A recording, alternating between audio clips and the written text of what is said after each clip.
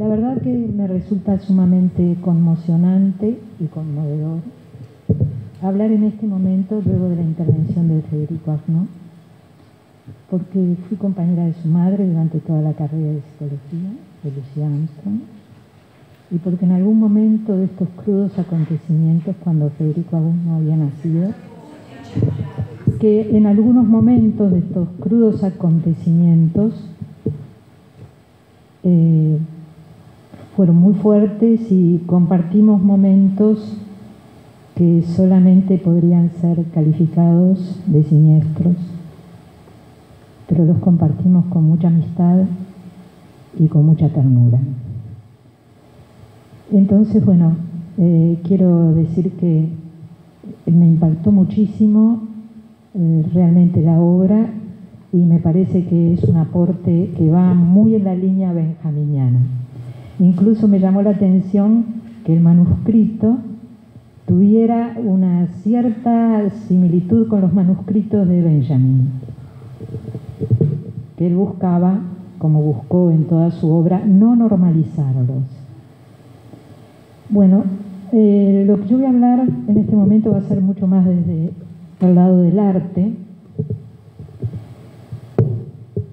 y mi aporte le puse como un nombrecito que es Hilos de Ariadna. Es un montaje al estilo Benjamin, o siguiendo la escuela de Benjamin, que nos marcó a mi generación. Realmente el pensamiento y la acción de Benjamin realmente fue muy marcante. Y diría que este montaje es una trama tejida con el corazón de la ciruela, que es un libro de una poeta uruguaya, Claudia Magliano, con la tibieza del río, que es un libro de poesía de la poeta Melba Guariglia, que es Queriéndolo Todo, una instalación de Magela Ferrero, que es la obra La Travesía, interpretada por Roxana Blanco, que es la obra del Atelier de la Luz de Lucía Weinberg, que es la obra de Alejandra González Oca, El Rastro de lo Invisible. Son todas obras de artistas uruguayas, artistas mujeres uruguayas, que están en este momento circulando en Uruguay, y que también este montaje tiene que ver con estas hojitas que siempre me las junta la moza del bar Valerio. Son hojas recicladas y me las regala con la confianza de que yo siga escribiendo. Entonces, me parece que es importante que nosotros nos situemos para poder pensar esto que nos convoca desde los trabajos artísticos y desde los aportes que se están haciendo contemporáneamente en el Uruguay.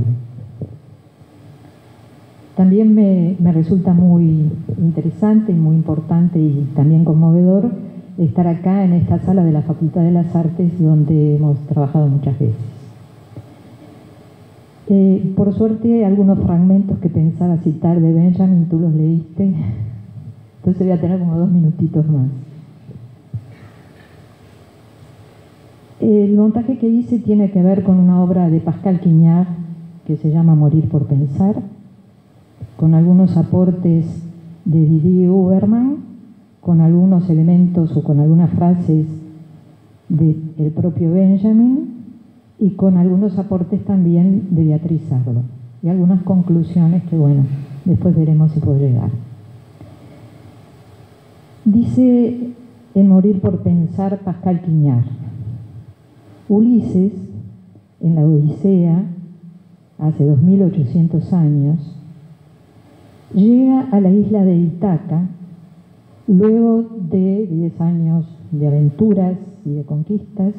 Llega disfrazado de mendigo. Ulises es reconocido por su viejo perro Argos, que alza la vista, estira su hocico en el aire, piensa a Ulises en el mendigo, mueve la cola, baja las 2 orejas, muere. Dice Quignard: pensó a Ulises en aquel que avanzaba frente a él. Ulises siente que lo reconocen en el espacio, que alguien piensa en él en el entorno. Piensa y muere. Así el primer ser que piensa en la obra de Homero es un perro. Piensa porque el verbo noein, que es el verbo que se traduce como pensar, quería decir primero oler. Walter Benjamin huele, piensa su época y muere. Muere en una frontera. Hay muchas conjeturas que se tejen en torno a la muerte de Benjamin, un judío pobre, que tenía un judío de origen alemán, que tuvo que exiliarse, que estuvo pasando las experiencias concentracionarias, que luego vive de una manera muy austera, no queriendo normalizar nada de su actividad, ni académica, ni literaria, ni artística. Lo que tú leíste de Hannah Arendt es tal cual. Es decir, me parece que es una muy buena forma de encarar la vida de Benjamin. Pero, ¿qué huele? ¿Cuáles son las anticipaciones? Ya en 1929, él ya habla justamente de la empresa IG Farben, que no solamente produce el gas que luego se va a utilizar en las cámaras de exterminio, sino que además se instala dentro de Auschwitz. Es una fábrica enorme de producción de químicos que está instalada dentro de Auschwitz y que era operada por trabajo esclavo. ¿Y quiénes realizaban el trabajo esclavo? Y bueno, los que estaban en Auschwitz. ¿Y quiénes operaban las cámaras de gas y operaban los hornos crematorios? Esclavos. Entonces, ahí hay un hilo conductor, hay un algo que nos lleva a pensar en cómo era la organización en toda la Europa de aquel momento en cuanto a la experiencia concentracionaria que se refería fundamentalmente a instalar trabajo esclavo. Trabajo esclavo no solamente de determinados grupos, sino fundamentalmente de los opositores políticos. Estos opositores políticos a los que Benjamin sin dudas pertenecía, porque entre otras cosas había viajado a la Unión Soviética. Entonces, ¿qué ocurre? Cuando Benjamin llega a la frontera, esto me parece sumamente impresionante, él en un momento dice: tengo las alas prontas para alzarme, con gusto vuelvo atrás, porque de seguir siendo tiempo uno tendría poca suerte. Y cuando llega a la frontera, cuando fue que llega, digamos, conducido por una mujer, los hilos de Ariadna, la mujer se llama Lisa Fico, guiaba al grupo para cruzar los Pirineos, y al llegar a Port Bou, donde aparentemente allí tendría que tomar después Benjamin su camino para poder ir a Portugal y de Portugal a Estados Unidos, aparentemente llega agotado, enfermo, se lo describe como abrazado a una suerte de portafolios que él lo consideraba más importante que su vida, y por un episodio que se adjudica al cierre temporal de la frontera, que es ejecutado por las autoridades españolas, a mí me da la impresión que se le enredan las alas y parece que ya no puede cerrarlas. Y allí se produce su muerte. Se produce su muerte porque Benjamin sabía que a 30 kilómetros, o sea, a 30 cuadras, había un campo de concentración y exterminio de todos los que se resistían al franquismo. Pero en Port Bou, que era donde él estaba del lado español, estaba también toda la diseminación de los campos de concentración y exterminio españoles, que fueron unos cuantos, fueron 8, y trabajaban en absoluto intercambio con los nazis. Entonces a mí me parece que Benjamin huele su época, como Argos, y como Argos muere, pero agrega una dimensión que me da la impresión que es una dimensión ética que es muy importante de rescatar, porque él no le entrega su cuerpo al enemigo, no le entrega su cuerpo a quienes lo van a exterminar de una manera que todos conocemos. Luego voy a hacer un corte, porque si no, no voy a llegar a... ¿Estoy bien todavía? Benjamin, acá me voy a referir más a su concepción de la historia, porque me parece que es sumamente importante. Le escribe a Scholem, su amigo, que él quiere capturar la historia en sus cristalizaciones menos evidentes. Allí, siguiendo en función de este concepto, de esta vivencia o de esta posición, escribe lo que se conoce luego como el libro de los pasajes. El libro de los pasajes lo empieza a escribir en 1927 y no lo termina de escribir porque muere en la frontera. Es considerado Benjamin por algunos autores como el trapero de la historia, porque él no se refiere a los grandes acontecimientos, sino a los pequeños detalles, a aquellos puntos donde la historia se manifiesta e ilumina, porque hay un concepto también muy importante de Benjamin que se llama iluminación profana. Él habla de la iluminación profana, o sea, del momento en el cual el arte o la metáfora artística logra conectar acontecimientos muy pequeños que aisladamente no tenían mucho sentido, pero que en su conjunción encuentran una dimensión inesperada. En el libro de los pasajes, él, estoy salteando, él realmente reúne, siguiendo un poco un criterio de los surrealistas, reúne lo raro, la excepción, porque para Benjamin lo raro, la excepción, remiten o llevan hacia el contraste iluminador. El contraste iluminador. Benjamin habla permanentemente, te miraba tu obra desde ese ángulo. 5 minutos. Entonces, bueno, voy a cortar acá porque quiero pasar una obra artística que fue presentada en la Documenta. La Documenta es un evento de arte sumamente importante que contemporáneamente de alguna manera marca la reunión del arte cada 4 o 5 años.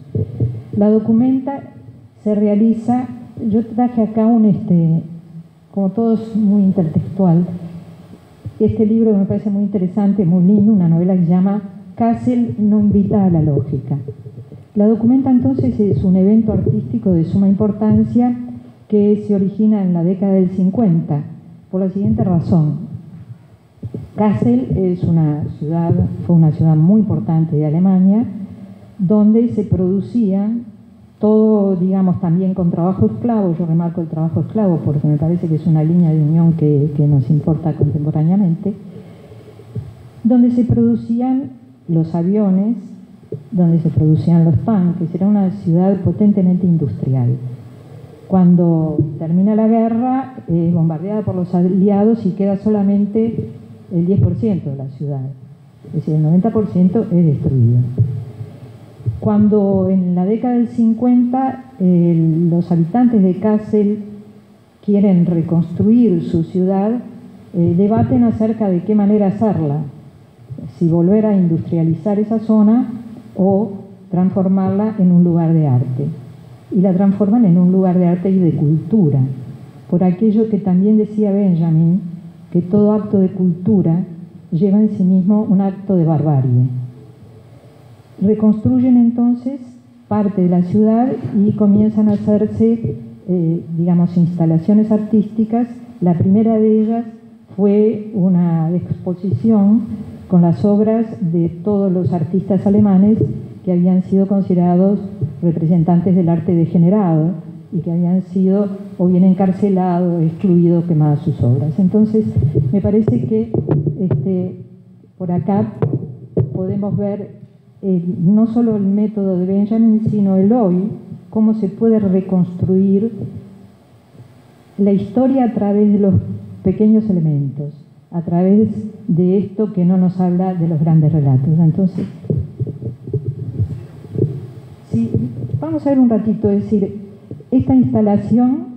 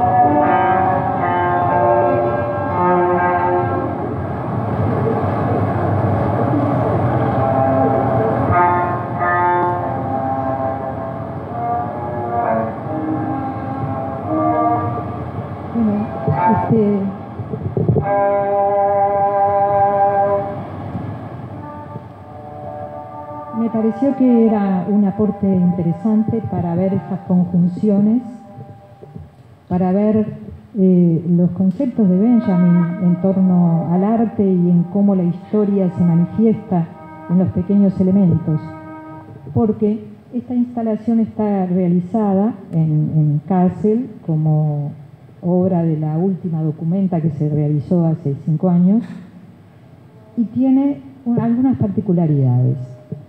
Es un andén, el andén 10, donde subían los judíos que tomaban los trenes para ir a los campos de exterminio. Es decir, es un lugar que está con los mismos pastos, las vías, los tendidos, pero también la música. La música está compuesta, fue compuesta, en realidad, por un músico checo, Pavel Haas, que estuvo detenido en un campo de concentración que se llamó Terezín, que era un campo de concentración especial porque allí estaban los judíos que tenían mayor poder económico, los artistas, algunos intelectuales, y fue un campo que en algún momento fue filmado por los nazis como un campo modelo para exhibir en el exterior. Y Pavel Haas, que era un músico muy importante, en ese campo compuso gran parte de su obra, y una de sus obras es esta que está en la documenta. O sea, es una obra compuesta dentro de un campo de concentración donde de alguna manera también en ese momento los nazis usaban ese campo de concentración para mostrar que eran campos modelos, que ahí no había problemas. Pero ¿qué ocurre? Luego que Pavel compone esta obra, por supuesto, inmediatamente es deportado a Auschwitz y muere en Auschwitz, él y el grupo de niños que componían el coro que formaban parte de su obra. Entonces, me parece que es muy importante porque de una manera muy sutil, digamos, de una forma casi cotidiana, asistimos a algo que de distintos planos nos lleva a respirar, a corporizar la historia por vías por las que me parece que Benjamin insistía mucho, que eran las vías de la metáfora poética, las vías del cuerpo, las vías de la sensibilidad. Bueno, agradezco que hayamos llegado hasta acá y que podamos seguir ahora con Marcelo, que está allí esperando.